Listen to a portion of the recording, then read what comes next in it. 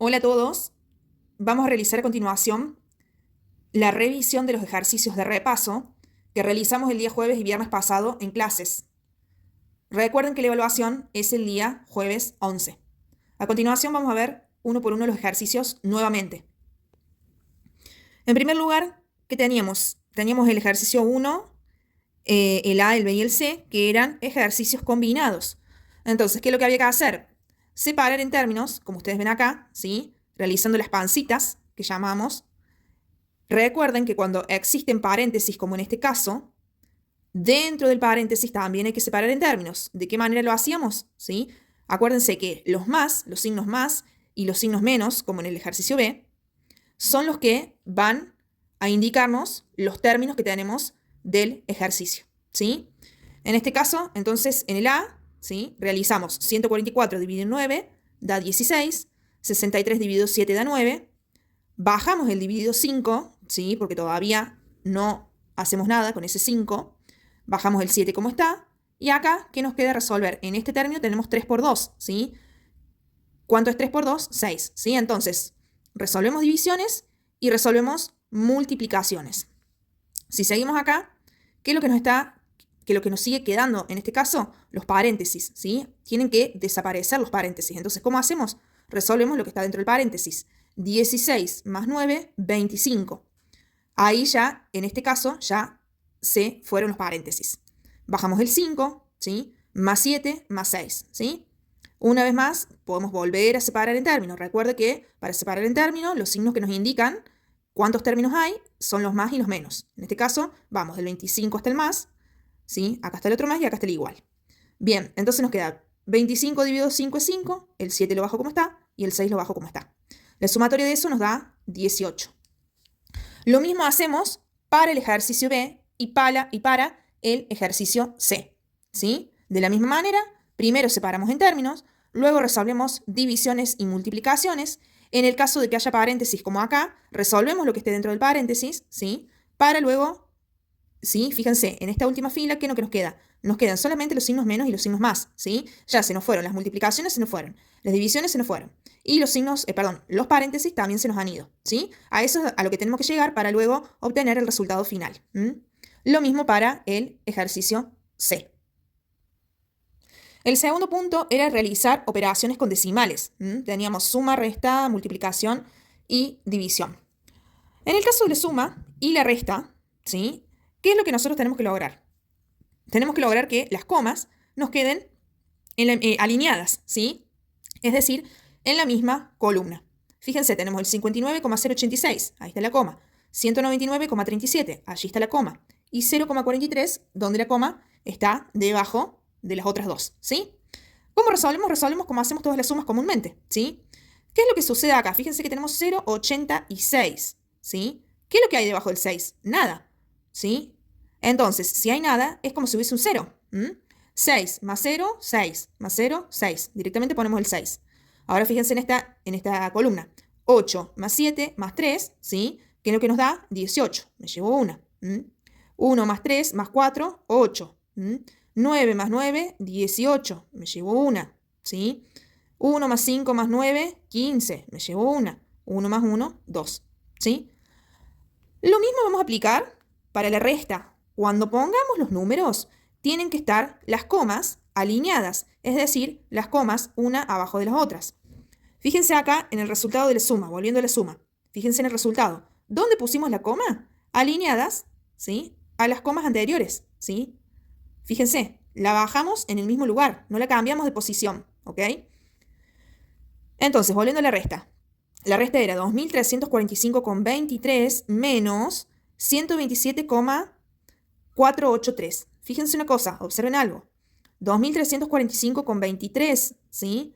Después de la coma tengo dos números, pero en este segundo caso, en este segundo término, tenemos 127,483. Tenemos tres números después de la coma. Entonces, fíjense acá, el 3. Si acá arriba del 3 no hay nada, ¿qué significa? Significa que va a haber un 0. Hacemos de cuenta que hay un 0. Entonces, 0 menos 3, sabemos que no se puede. Por lo tanto, le tenemos que pedir al de al lado. Le pedimos al 3, ¿sí? Que nos preste 1. Entonces, ¿qué nos va a quedar? 10 menos 3, 7. El 3 se convierte en 2. ¿sí? 2 menos 8, tampoco podemos hacerlo. Le pedimos al de al lado. 12 menos 8, ¿qué nos da? 4, ¿sí? Y así, sucesivamente, vamos resolviendo como hacíamos con las restas comúnmente. Ahora, observen también que acá las comas se ponen una abajo de la otra. Lo mismo para el resultado, ¿sí? No la cambiamos de posición, sino que hay que ponerla una abajo de la otra, ¿ok? En el caso de la multiplicación, ¿qué es lo que sucede con la multiplicación? Para la multiplicación vamos a hacer de cuenta que las comas no existen, ¿sí? Cuando resolvamos acá, hasta que obtengamos el resultado, vamos a hacer de cuenta que las comas no existen. Entonces resolvemos como todas las divisiones, todas las multiplicaciones que resolvemos comúnmente. Hacemos 2 por 5, 10, me llevo una. 2 por 7, 14 y una 15, ¿sí? Me llevo una. 2 por 2, 4 y una 5. Dejo el espacio, ¿sí? Para pasar al segundo numerito de acá. Bien, entonces hacemos 8 por 5, 40, me llevo 4. 8 por 7, 56, más 4, 60, me llevo 6. 8 por 2, 16, más 6, 22, ¿sí? Ahora, ¿qué hago? Acá iría, acá va, no se ve, ahora sí, es una suma, ¿sí? Se suma. 0, acá cuando no hay nada hay otro 0, directamente va el 0. 5 más 0, 5. 5 más 0, 5. 2, lo bajo como está, ¿sí? Porque acá arriba no hay nada. 0 más 2, 2. Y acá tampoco hay nada. 0, 0 más 2, 2. Ahora, ¿cómo sé dónde tengo que poner la coma? Porque fíjense, ahora sí vamos a tener en cuenta la coma. ¿Cuántos numeritos, en este caso, en este factor, cuántos números hay después de la coma? 1, ¿sí? El 5 es 1. ¿Y cuántos números hay, cuántos números después de la coma hay en este factor? Hay otro más. Es decir, que es 1, 2. Si yo cuento de derecha a izquierda, 1, 2. Y ahí es donde voy a posicionar la coma, ¿ok? Pasamos a la división.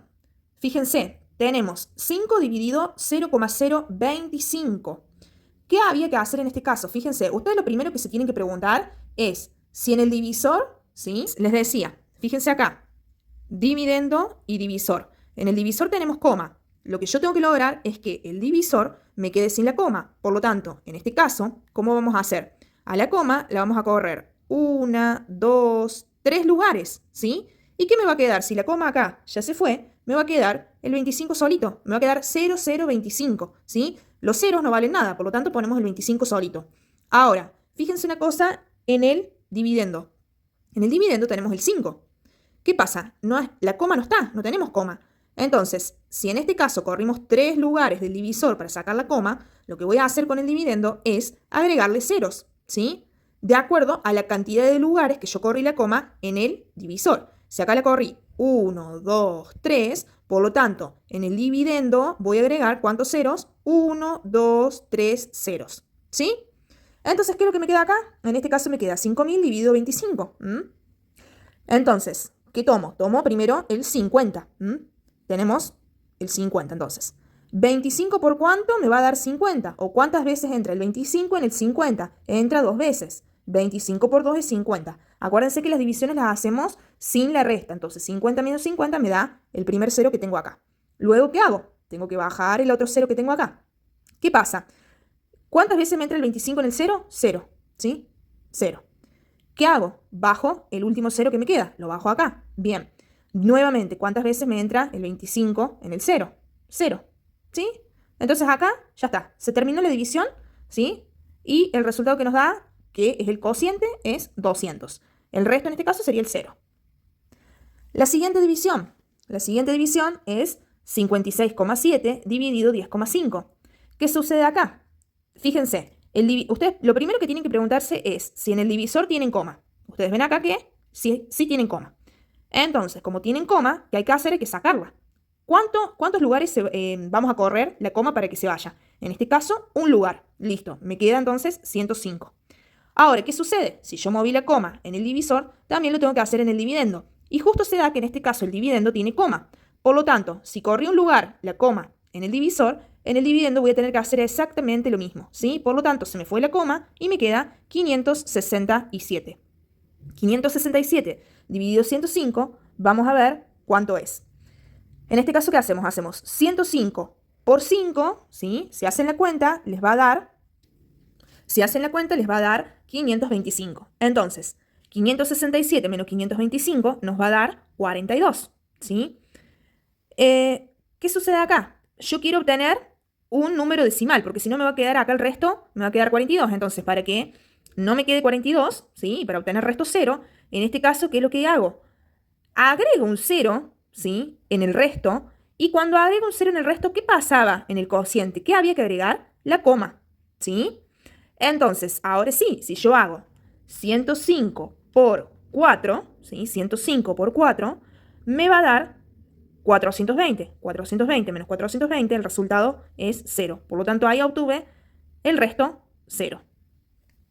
En el ejercicio número 3, tenían que calcular el perímetro de las figuras geométricas. Teníamos un cuadrado donde la medida que les daba era de 1,20 m, ¿sí? Entonces, ¿cómo hacemos el cálculo? ¿Qué características tiene el cuadrado? El cuadrado tiene la característica de que sus lados, sus 4 lados, son iguales. Por lo tanto, ¿cómo hacemos para calcular el perímetro del cuadrado? A 1,20 m lo multiplicamos por 4 lados. Eso me va a dar que el perímetro de ese cuadrado va a ser de 4,80 m o 4,8 metros. Lo mismo con la otra figura que teníamos, que era un triángulo. Los datos que teníamos en esta figura es que el triángulo, ¿sí? Teníamos que un lado valía 36 centímetros y el otro lado valía 41 centímetros. Por lo tanto, este se trata de un triángulo isósceles. Los triángulos isósceles, recuerden que tienen dos lados iguales, ¿sí? Se caracterizan por tener dos lados iguales. Por lo tanto, ¿cómo hacemos el cálculo? En este caso, los lados iguales eran el de 36 centímetros, ¿sí? ¿Por cuántos lados? Por dos lados, ¿sí? 36 por 2 da 72 centímetros. Y el lado que era desigual era el de 41 centímetros, ¿sí? Para saber entonces el perímetro de ese triángulo, hago la suma de 72 más 41 y da que el perímetro es de 113 centímetros. Por último, había que resolver las siguientes situaciones problemáticas. En una decía lo del parque de atracciones, ¿sí? Donde se habían subido de la rueda loca. El vigilante había dicho que había funcionado 40 veces y siempre estaba llena, llevando 5 niños en cada viaje. La otra atracción era el dragón púrpura, donde ha llevado 3 veces más de niños que la rueda loca. Entonces, fíjense una cosa, ¿qué datos tenemos primero? El primer dato que tenemos es que en la rueda loca viajaban, o sea, se han hecho 40 viajes, es decir, 40 veces, y en cada viaje han subido 5 niños. Por lo tanto, en total, en la rueda loca viajaron 200 niños, ¿sí? Por otro lado, ¿qué es lo que nosotros tenemos que saber? Tenemos que saber cuántos niños se han subido en el dragón púrpura. El dato que teníamos es que en el dragón púrpura había llevado 3 veces más de niños que la rueda loca. Si sabemos que en la rueda loca viajaron 200 niños, por lo tanto, si el dragón púrpura ha hecho 3 viajes, o mejor dicho, ha llevado 3 veces más de niños que la rueda loca, ¿qué es lo que tenemos que hacer? A los 200 que habíamos obtenido lo multiplicamos por 3. ¿Qué es lo que nos va a dar? 600. ¿Qué son esos 600? ¿Sí? 600 son los niños que han subido al dragón púrpura, que es lo que nosotros queríamos saber.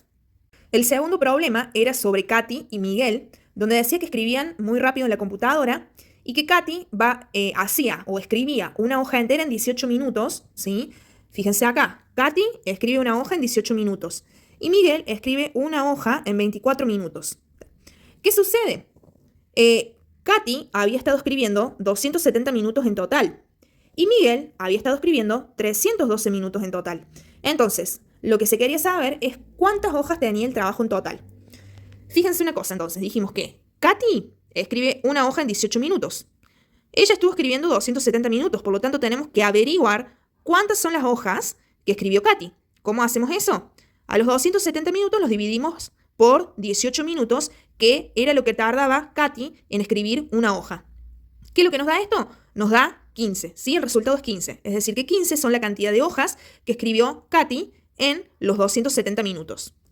Por su parte, hacemos lo mismo con Miguel. Sabemos que Miguel escribía una hoja en 24 minutos. El tema es saber cuántas hojas escribió en 312 minutos.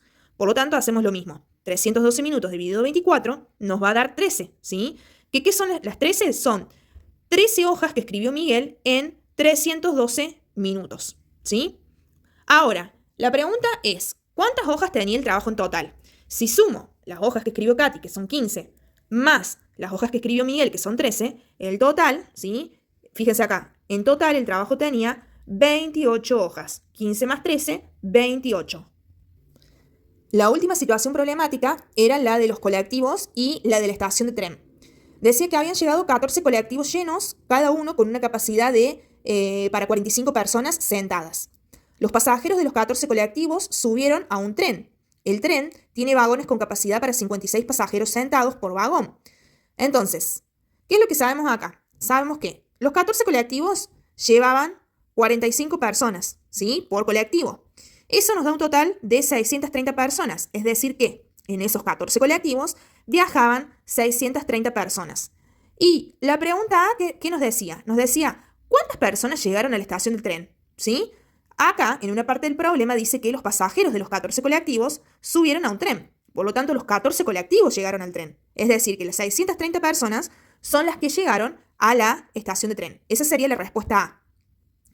Con respecto a la respuesta a la pregunta B, dice, ¿cuántos vagones se necesitaron para que todas las personas viajaran en tren? En una parte de la situación problemática dice que el tren tiene vagones con capacidad para 56 pasajeros sentados por vagón, ¿sí? 56 pasajeros van por vagón. Por lo tanto, ¿cuántos vagones necesito para llevar a las 630 personas que llegaron a la estación de tren? ¿Qué es lo que voy a hacer? A las 630 personas la voy a dividir por 56, que son los pasajeros que entran por cada vagón. Eso, si hacemos la cuenta, nos va a dar 11,25. Por lo tanto, ¿cuántos vagones se necesitan para llevar las 630 personas? ¿11,25 será? ¿O será 12? Fíjense una cosa. Si yo lo corto acá en 11, el resto me va a sobrar. ¿Sí? Si lo corto en 11, el resto me va a sobrar. ¿Cuánto me va a quedar? Me va a quedar en 14. Es decir, que 14 personas, si yo utilizo 11 vagones, 14 personas me van a quedar afuera. ¿Qué es lo que sucede acá? Por eso seguimos la división. ¿Por qué? Porque yo quiero llevar las 630 personas en total. No quiero dejar a nadie afuera. Por lo tanto, se van a necesitar más de 11 vagones. Acá el numerito ya me lo está diciendo. 11,25, ¿sí? 11,25 vagones. Es decir, más de 11 vagones, ¿sí? Entonces, ¿cuántos vagones se van a necesitar? Se van a necesitar en total 12 vagones. Más allá de que después sobren asientos, ¿sí? Pero yo para que puedan entrar todas las personas, necesito 12 vagones. Porque si solamente utilizo 11 vagones, hay 14 personas que se van a quedar afuera. Bueno, espero que les haya servido esta explicación. Les voy a enviar unos ejercicios combinados, ¿sí? Y operaciones para que resuelvan con decimales. Cualquier duda se pueden contactar a través de la preceptora y en el caso de que tengan el aula virtual, o sea, es decir, el Classroom, también pueden hacer las consultas por ese medio.